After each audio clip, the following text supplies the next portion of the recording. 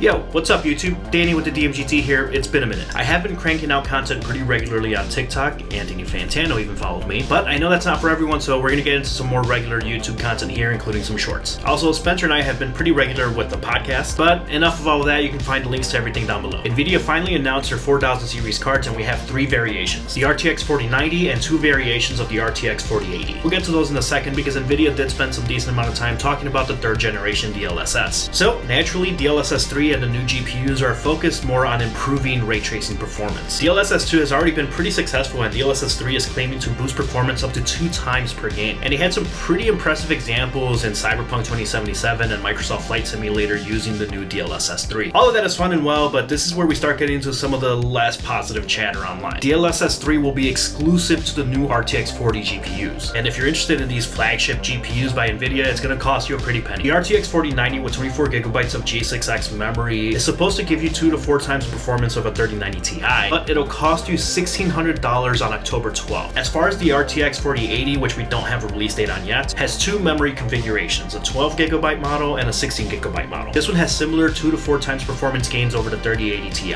and not that much cheaper. The 12GB model clocks in at $900 and the 16GB model at $1,200. I kind of get it, these are flagship GPUs, and when you account for inflation, the supply chain, and silicon resources which are limited, I think we were bound to see some price increases compared to the 3000 series launch. But at the same time, when you consider that the GPU resale market has considerably cooled down and retail prices for new units going down all year despite inflation, these prices are definitely a little bit of a tough pill to swallow. We're gonna have to wait and see what benchmarking looks like and real life performance looks like as people get their hands on some review models. But the thing that stood out to me the most from the presentation is how much time they dedicated to focusing on gains in ray tracing performance specifically. This is purely speculation on my end, but I'm going to guess that similar to the 3000 series launch, non-ray tracing performance gains might be marginal. However, different from the 3000 series launch, it's been a few years, more people have their hands on 4K monitors, and whether that's efficient or not, that's where gaming and resolutions are headed towards. Next-gen consoles support 4K, televisions are 4K, virtual reality seems primed to start entering the mainstream for real this time, so it's just interesting to see the reaction to these. At the very least, if you are in the market for upgrades and you don't want to spend this much money on 4000 series cards,